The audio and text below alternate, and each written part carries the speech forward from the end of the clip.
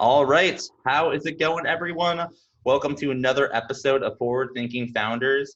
I'm having a great day, and it's about to get even better because we have the CEO of Mercury, Immad Akhund, on the podcast with me. Immad, how's it going? It's going good. I'm excited to be here with you, Matt.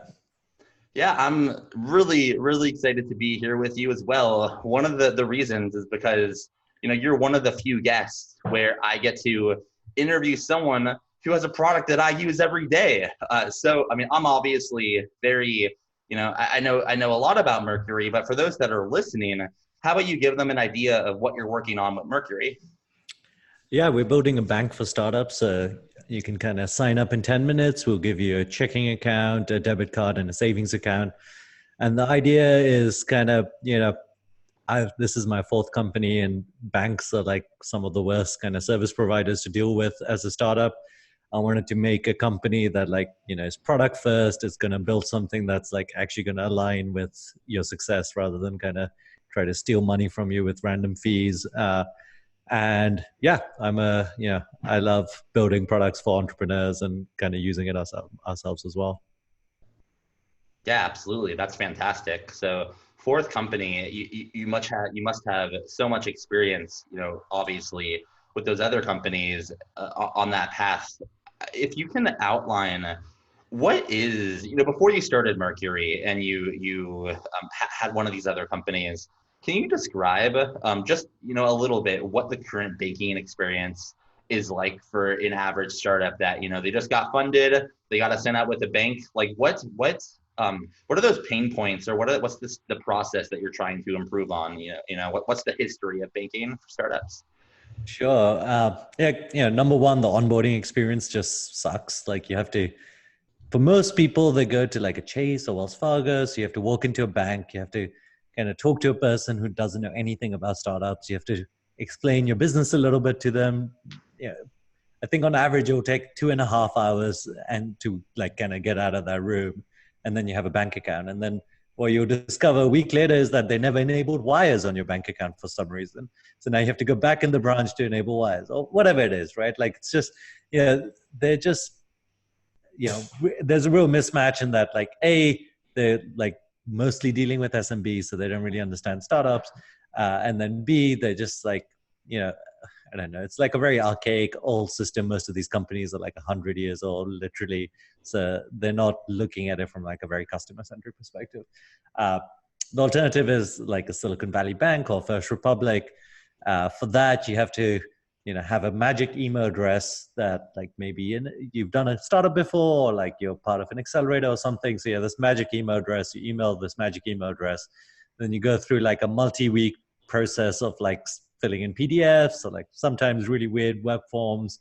And then, if you're lucky, you have a nice bank account there. But I mean, you have a bank account there. It's not nice though. So after that process, the products just like suck. You have to, most of the products, especially for the banks that most startups use, look like they're made by like a teenager in 1995. That's how I like to describe it. It's just very like, the links are weird. It's the page navigation is really annoying. You can't get to look at your transactions for more than 90 days. You have to look at these PDFs.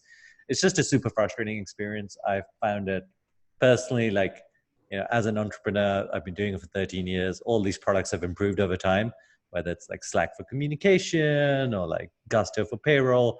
Everything's got better, but banks have basically been completely the same. So I find it very frustrating. And yeah, there's a ton of spaces for innovation, like whether it's something really simple, like, if you're sending money to someone, why can't you do that in like 3 or 4 clicks if you've sent it before, right? Like, normally banks just like, it's just, everything is just impossible. Um, so there's a bunch of simple things to do to improve it, and then there's some things we can do that hopefully, like, you know kind of, I think of it as like the class of like democratizing financial products. So, we have a 1.75% savings account, which is, yeah, as a business, it's just super hard to get a high interest bearing savings account, whereas it should be trivial. So we want to improve, like, everything we can in the stack, and there's a lot we need to do. Yeah, that's a very descriptive, idea of what it's like working with one of those banks. I remember when I had to sign up for one when we first got into an accelerator in January, the onboarding experience, you're right, it was horrible. And then I don't know when it was. It must have been just a couple of months later, but I saw, I believe Mercury, launched on Product Hunt, and I tried it. And I think within like 2 days, we had an account, and it was fantastic. So I'm a huge fan of Mercury. But I can't help but to wonder, it's not like there's banks popping up every day on Product Hunt. Like it can't be easy to start a bank, specifically a bank for startups. So that gives you a moat just in itself. But I'm wondering, can you kind of go into lightly, how do you just start a bank? There's this problem where these banks aren't good, and you said you want to solve the problem. Can you just lightly cover how you went about starting your own bank for startups? Sure. I mean, I've been doing startups for a long time, but this is my first fintech company. But what I think I'm pretty good at is learning new things, and I enjoy doing that. So my approach was, so I've had this idea for quite a while. So even while I was doing my previous startup, I was like, okay, this is annoying. So I tried to kind of collect how I would go about doing it a little bit, just very lightly, like just who are the types of people I talk to and all that kind of stuff.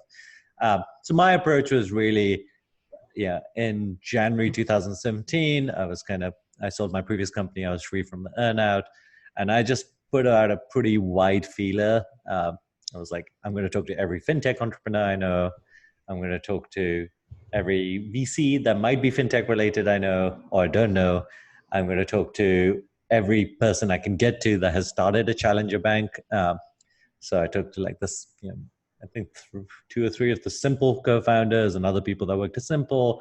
I talked to many of the people that have done it in Europe, like the N26, like not the founder, but someone high up there, one of the Monzo founders.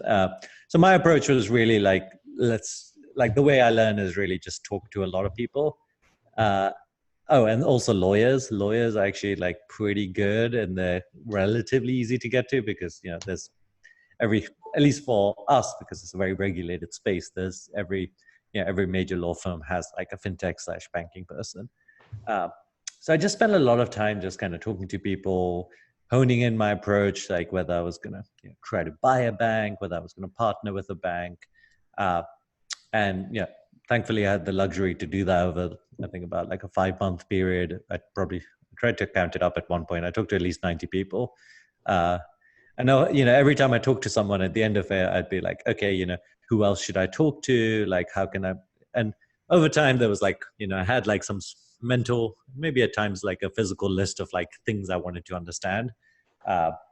And over time, every time, I try to like try to tick off those things, if that makes sense. So, if you want to buy a bank, like what is the best state to buy the bank in? Because every state has like slightly different, like, kind of state regulators, like all of this stuff, which, a lot of it didn't come in useful, but I wanted to like figure out the answer to a bunch of these things. And yeah, so it was like kind of a process where I started in January, and I was, I felt like I talked to someone that they used like 5 acronyms that I didn't understand, and I don't know what's going on. And then you'd kind of ask a few people, you research on the internet, figure things out, talk to the next person, and you're like slightly more knowledgeable, right?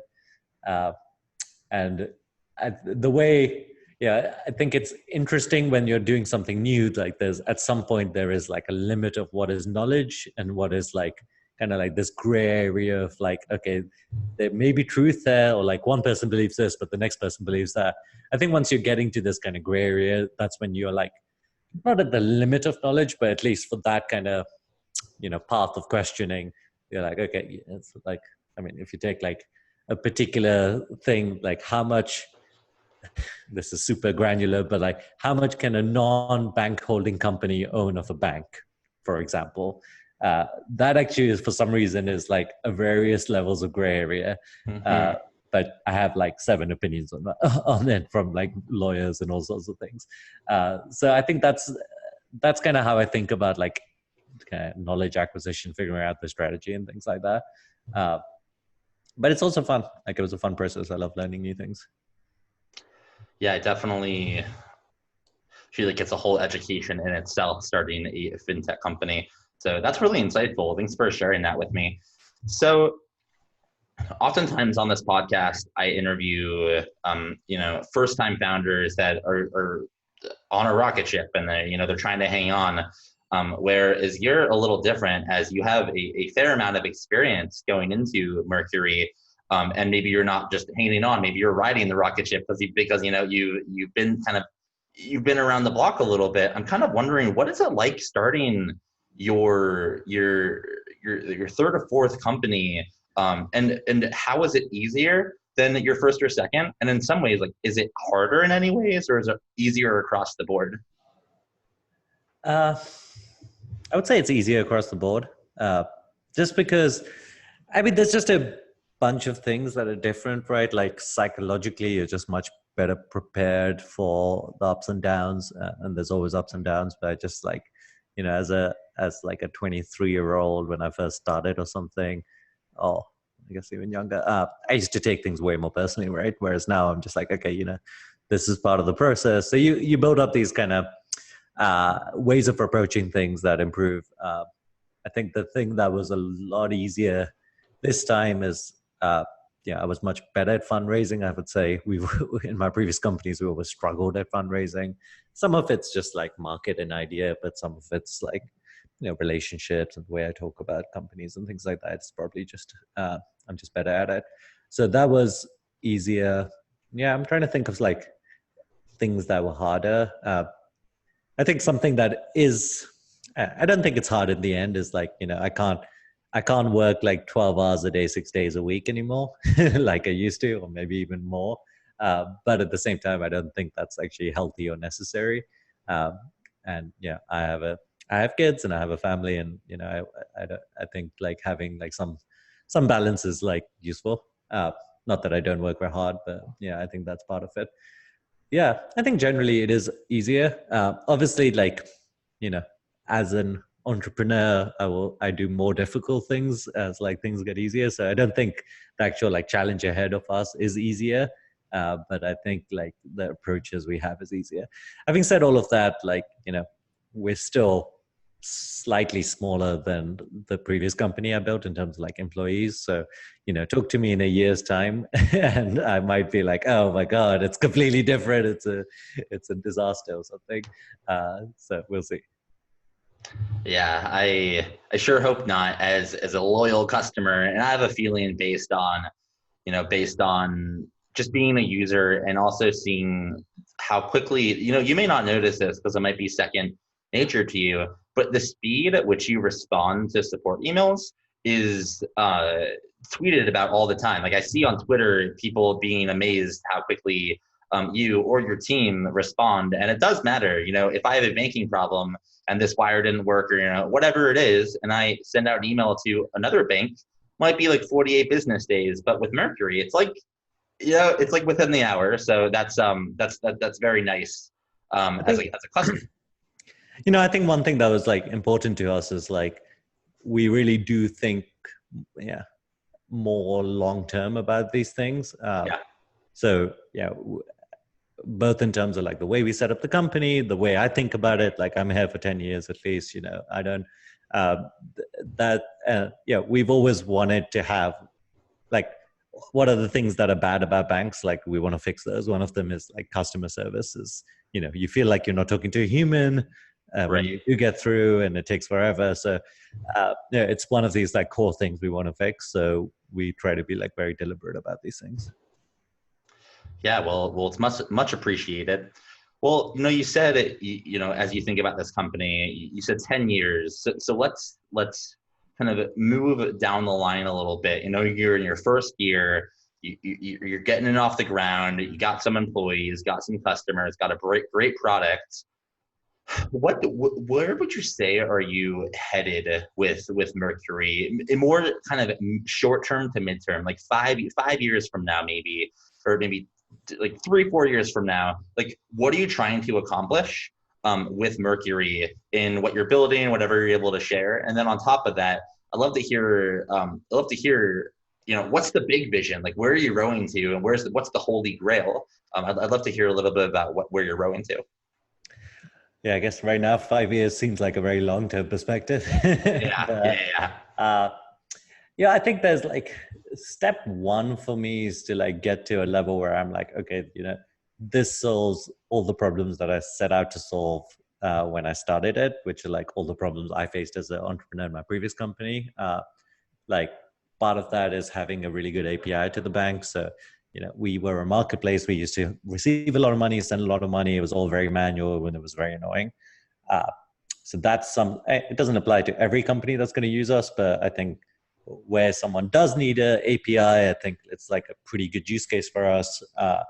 And often it's bigger companies that need it. And also, I think once we do have an API, yeah, an ecosystem will kind of develop around that. And we're already talking to some companies that are interested in that. So that's kind of like, part of the core vision, part of something we wanted to do from kind of day zero. And I'm very excited about like we're going to launch pretty soon with it. Uh, so that's one thing. Another thing that was always part of the core vision is to really, yeah, I don't want to just build a bank. I actually kind of find it annoying when people are like, you're a banker or something like that. I really want to build something that helps entrepreneurs succeed. And part of that is like helping them really understand like what's happening with their finances. Uh, and that was, again, something that frustrated me as an entrepreneur. It was like, my AWS bill would go up and I just wouldn't notice for a few months. And yeah, I was just, with AWS, you can just always optimize it. But that's just one example. Like there's always things happening with your finances. And as a small company, you don't have someone that's going to own like the CFO position, right? Like, I mean, whatever. Maybe you have a CFO, but it's, he's also maybe the COO and the CPO, whatever. So that was something we wanted to build, like give you insights, help you understand your business, and help it succeed. And we haven't got around to building that yet, but that's gonna one of the next things in the roadmap. And yeah, I mean, on the kind of slightly broader, yeah, I guess 5 to 20 year position, uh, the reason I've beyond like obvious kind of product moves and like things to improve, the reason I was excited about Mercury is I actually think like a lot of the interesting things happen later on, like when you're 5 years into it and the hardest bit actually in fintech is this starting bit, like going from like zero to like something is really actually the hardest bit. Uh, but I think a lot of interesting things happen later. If we look at it like super broadly, banks are worth 4.5 trillion in the US, and they're just like obviously broken. Uh, you know, they're one of the few industries that is dealing with almost completely only dealing with bits, but are not technology companies. So I just think there's a seismic shift that's going to happen, which a lot of people recognize, where like banks will either have to become technology companies or technology companies will take like the lion's share of the margin there. So I think that's like a very interesting opportunity. I think starting with like startups and businesses is interesting because like you know they are going to be the big companies of the future, right? So if you can kind of be there and have like a very differentiated product that sticks it out, like I think you can grow with them. Um, and there's a ton of like ways to improve banking, whether it's like better lending or kind of better software tools like the kind of intelligence stuff we talked about, or even invoices, expenses. There's just so many things that like an integrated technology bank could do way better. That there's a lot to do. Absolutely. There always is.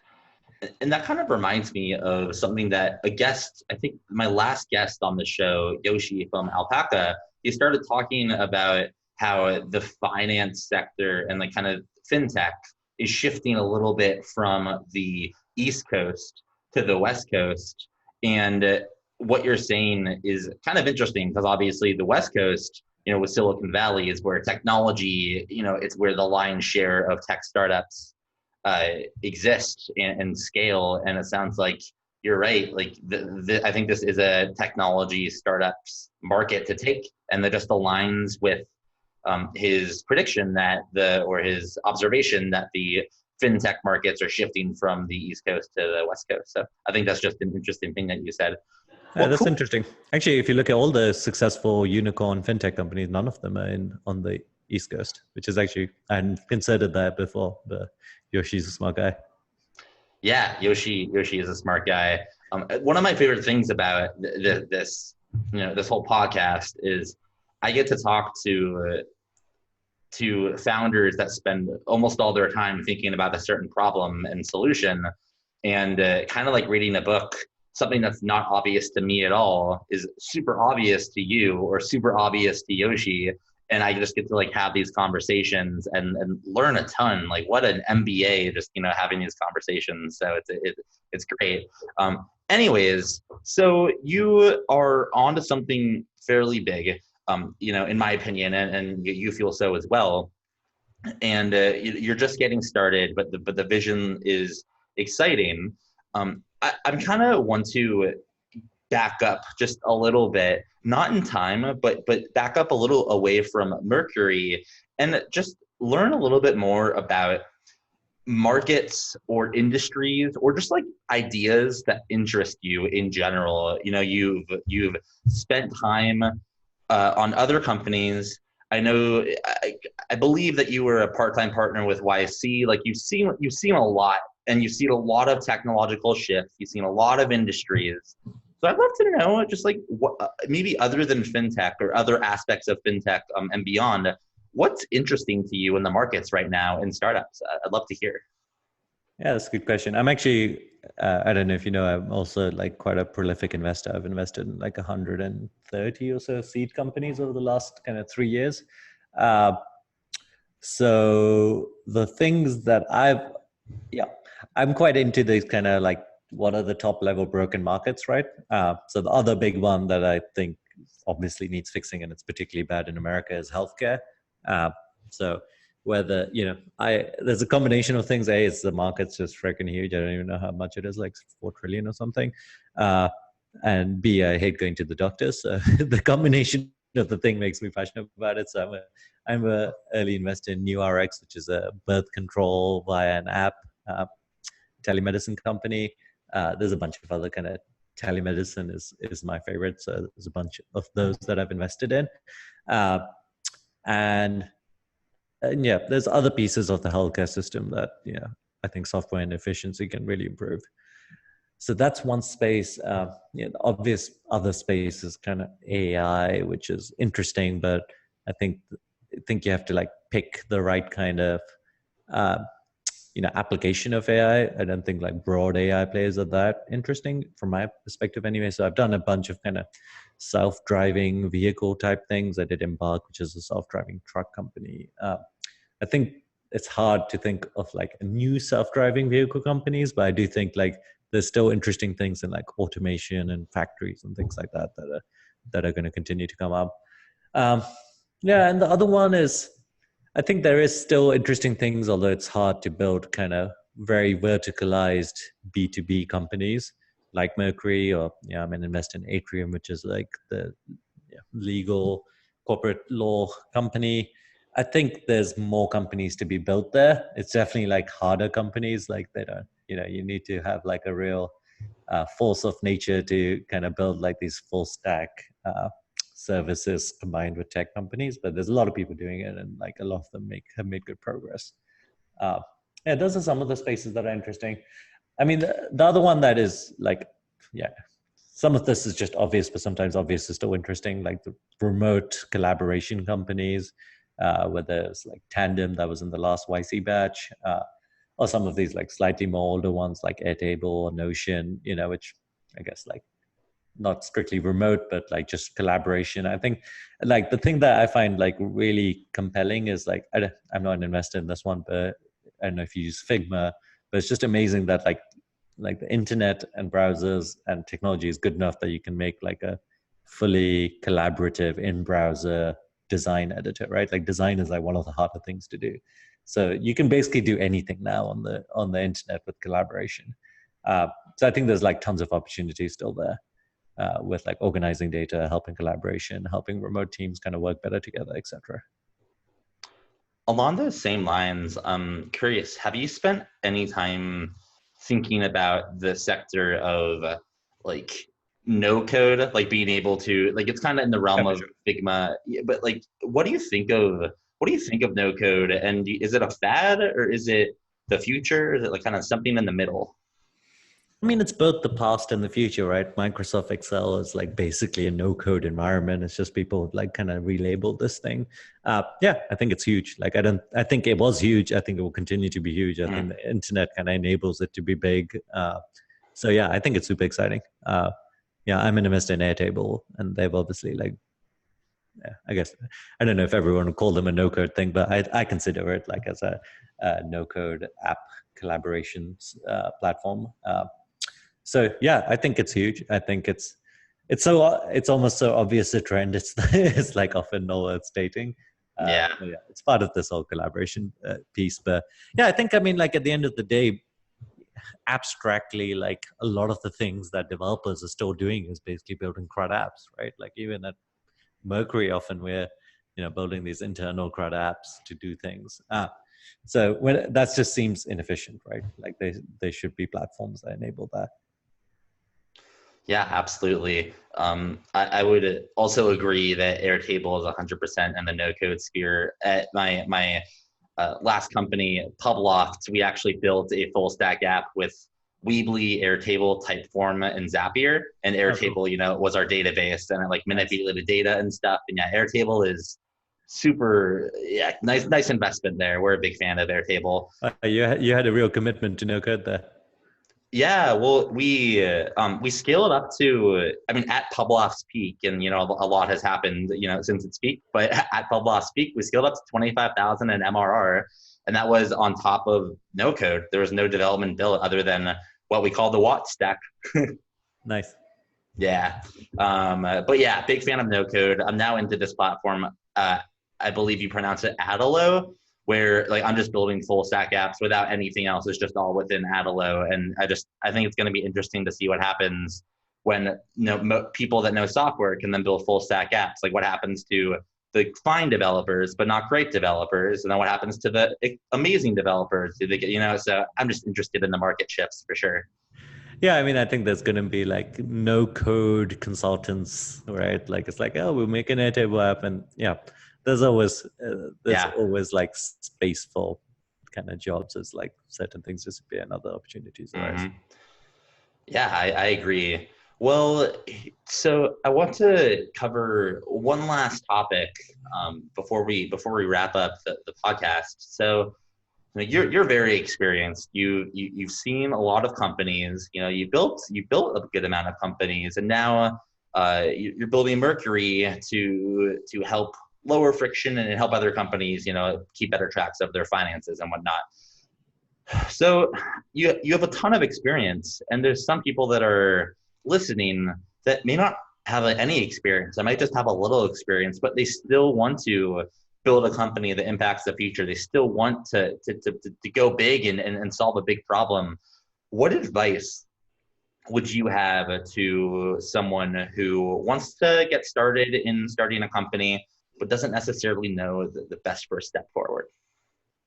Yeah, I always like saying like you can't climb a mountain without taking the first step. So I think the hardest thing sometimes is to just get started, kind of thing. So I think that's like step one. I also think like actually like doing something hard and big is not that much harder often than doing something like what's easier and smaller. As in like if you're building an app, you're building an app. If you're going to quit your job and do it, you're going to quit your job and do it, right? So like there's no, yeah, obviously like if you get into like hardware and like various other things, it gets genuinely harder. But I think for most software things, it's, I think dreaming big and like trying to go big is like probably gives you the best learning experience to eventually do it, even if it doesn't work out there. Um, and yeah, I mean, I think this is like an uncool thing to say nowadays, but actually, like, I think like we were talking about this earlier, but being in like Silicon Valley and San Francisco is actually like some of the best kind of learning experience you can have while you do it. So I still kind of recommend that to people. Yeah, it's mostly like go do it. Actually, it's often, when I first started, it was, the downside risk was never that bad when you're young, right? You don't have responsibilities. You're not paying uh, for like kids and mortgages and all this stuff. So like I think starting earlier is often better. And ideally you hit something good straight away. If not, like, you enjoy the journey, hopefully. Well, you all heard it here first. Thank you so much for coming on to the podcast, Immad. You're a wealth of knowledge, and appreciate you sharing it with me and all the listeners. Yeah. Thanks for having me. Yeah, you got it. I hope you have a great rest of your day. You too. All right. See you, everyone listening. Bye.